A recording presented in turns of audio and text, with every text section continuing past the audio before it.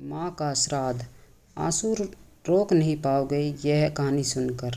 बचपन से हम सुनते आते हैं कि माँ बाप के चरणों में स्वर्ग होता है। उनकी सेवा से बड़ा कोई धर्म नहीं और कोई बड़ा पुण्य नहीं। लेकिन न जाने क्यों बड़े होते ही हम ये सब भूल जाते हैं।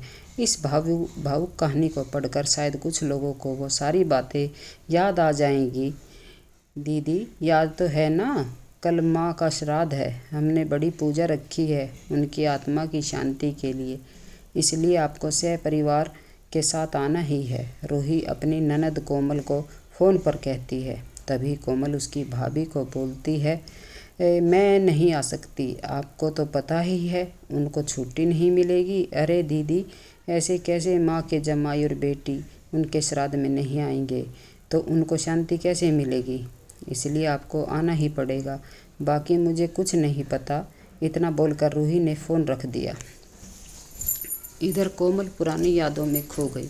जब उसके पापा की मृत्यु हो गई थी तभी कोमल अपने मायके गई हुई थी। कोमल को माँ बोली, बेटा तुम्हारे पापा मुझे छोड़कर अकेले ही चले गए। पता नहीं अब किसके आधार पर छोड़कर गए हैं। माँ कोमल के गले लग कर रो रही थी। तब कोमल बोली, यह सब लोग हैं ना, भैया भाभी और बच्चे, तो चिंता क्यों करती हो? कोमल कई दिनों तक अपनी माँ के पास रहकर आई थी, लेकिन हमेशा ज़्यादातर फ़ोन पर बोलना होता था। कभी कॉल पर तो कभी वीडियो कॉल पर बोलना होता था। बेटा क्या बनाया है तूने? एक दिन माँ ने वीडियो कॉल पर पूछा। माँ, आलू की सब्ज़ी और रोटी बनाई है, कोमल ने जवाब दिया। माँ बोली, अरे वाह! सब्जी का नाम सुनते ही माँ की आंखों में एक अलग सी चमक देखने को मिली जो कोमल को दिखी। तभी कोमल माँ को बोली, माँ तुम्हें खाने का मन हो रहा होगा तो भाभी को बोलो बना कर दे। कोमल हंसते हुए माँ से बोली। तभी माँ बोली, नहीं नहीं, अब इस उम्र में आलू कहाँ पचते हैं, मैं तो ऐसे ही बोल रही थी। जब तुम्हारे पापा हुआ करते थे तब बहुत सार बनाती थी। भाभी का तो नाम ही लेते ही जैसे माँ की आंखों की चमक गायब सी हो गई। माँ ने कॉल रख दिया। माँ को क्या हो गया था? ऐसे क्यों बोल रही थी? यह सब ठीक तो होगा ना? कोमल अपने बाप से बातें कर रही थी। ऐसे बहुत सारे खाने की बातों पर बातचीत होने पर माँ की आंखों का भाव बदल गया जाता, लेकिन ऐसा क्यों था वो समझ नहीं पाई। लेकिन इसके पीछे का राज उसके समझ में आया जब वह 2 महीनों की छुट्टी घर गई। एक दिन माँ बैठ गपशप कर रही थी। दीदी खाना खाने चलो। रूही के कमरे में आकर कोमल बोली, चलो माँ तुम भी खाना खा लो। कोमल उठते उठते बोली, अरे दीदी नहीं, माँ को क्यों तकलीफ देना, यह यहीं पर खाना खा लेगी, आप चलो। रूही बोली, लेकिन भाभी, लेकिन कुछ नहीं दीदी, आप चलो। माँ के घुटनों में दर्द होता है इसलिए माँ कमरे में ही खाना खाती है। रूही स्पष्ट रूप से बोलती है, तो फिर भाभी मेरा भी खाना यहीं ले आओ, हम दोनों साथ में खा लेंगे।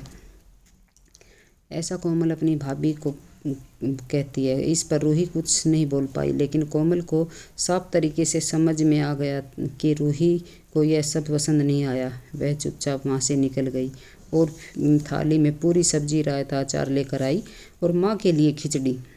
माँ, यह क्या है? तुम यह सब नहीं खाने वाली हो क्या? कोमल माँ को बोली। उतने में रूही बोली, अरे दीदी, माँ को ये सब हजम ही नहीं होता है, इसलिए मैं इनकी खिचड़ी और दाल ही देती हूँ। इतना बोलकर रूही वहाँ से निकल गई। माँ ने अपनी प्लेट उठाई और माँ का ध्यान कोमल की प्लेट पर ही था। यह देखकर कोमल सुन्न सी पड़ गई। उसने माँ के मुंह में एक पूरी करने वाला डाला, लेकिन माँ ने मना कर दिया। अब कोमल ने अपनी माँ की आंखों में वही भाव देखा जो वीडियो कॉल पर था। पता नहीं भाभी का डर था या लड़की के निवाले का मोह था। तब भी कोमल ने पूरा खाना माँ को खिलाया और खुद खिचड़ी लेकर अपने कमरे में चली गई। घर जाने के बाद कोमल ने अपने भाई तन्मय को बोला, क्या तुम्हारा दिमाग खराब हो गया? लोग क्या कहेंगे? बेटा माँ को तकलीफ देता है इसलिए माँ अपनी बेटी के घर रहती है। तन्मय घर गुस्से में बोला, अरे बाबा, सही तो बोल रहा हूँ, वह माँ बेटी के घर जाती है क्या? बोला, तू आराम से जा अपने घर, मेरी चिंता मत कर, मैं यहाँ खुश हूँ। बेटे की बात सुनकर माँ बोली। कोमल ने बहुत जिद की, लेकिन माँ बेबस थी। कोमल उदास मन से अपने घर वापस आई। कुछ दिनों के बाद खबर आई कि माँ अब नहीं रही। इस खबर ने सबको सब कुछ ख़त्म कर दिया। कोमल को पता था कि माँ कितनी तकलीफ से गुजर रही है, लेकिन माँ को दूसरा लड़का नहीं था बल्कि एक लड़की थी, इसलिए वह कुछ नहीं कर सकती थी। कोमल अकेले ही माँ के श्राद्ध में आई। आज माँ के श्राद्ध में 56 तरह के भोग बनाए गए। सब लोग मज़े से खा रहे थे। लोगों ने रूही और तन्मय की वाहवाही करने में कोई कसर नहीं छोड़ी। दुनिया में सबसे अच्छा बेटा और सबसे अच्छी बहू कह रहे थे उन्हें। माँ के गुजर जाने के बाद इतना विचार कर रहे थे कि तो माँ जिंदा थी तब उनकी सेवा की होगी। दोनों ने कोमल दुखी होकर माँ की तस्वीर की तरफ देख रही थी। तभी दीदी चलो आप भी खाना खा लीजिए, रूही कोमल को बोली, जो माँ के रूम में माँ की तस्वीर सीने से लगाकर रो रही थी। वह बोली, नहीं भाभी मुझे नहीं खाना। लेकिन क्यों? आप नहीं खाना खाओगे तो माँ की आत्मा को कैसे शांति मिलेगी? रूही कोमल को बोली, भाभी जिस खाने के लिए मेरी माँ अब जिंदा थी तब तरसती थी, उसमें मरने के बाद दे रहे हो, वो कैसे तृप्त होगी? सोच कर देखो एक बार। आज आपने पकवानों का ढेर लगाया है। माँ जिंदा थी तब आपने उनकी मनपसंद खाने के 2 निवाले खिलाए होते तो माँ वैसे भी तृप्त हो चुकी होती। वही माँ का असल में श्राद्ध कहलाता।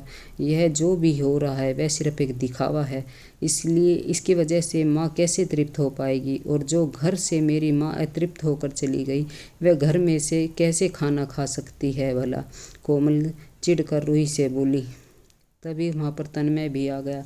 भगवान की लाठी में आवाज़ नहीं होती भैया। भाभी जब भी किसी पर पड़ती है ना, तब जख्म बहुत गहराई तक और न भरने वाली होती है। आप भी 2 बच्चों के माता पिता हो, लेकिन मैं भगवान से दुआ करूंगी कि आप तब तक जिंदा हो तब तक आपको अतृप्त ना रखे। माँ ने तो अपना वनवास भोग कर कहीं नया जन्म ले लिया होगा, लेकिन आपकी ज़िंदगी बहुत बड़ी है। कोमल यह सब बोलकर माँ की तस्वीर लेकर चली गई। पीछे रूही और तन्मय की गर्दन शर्म से झुक गई।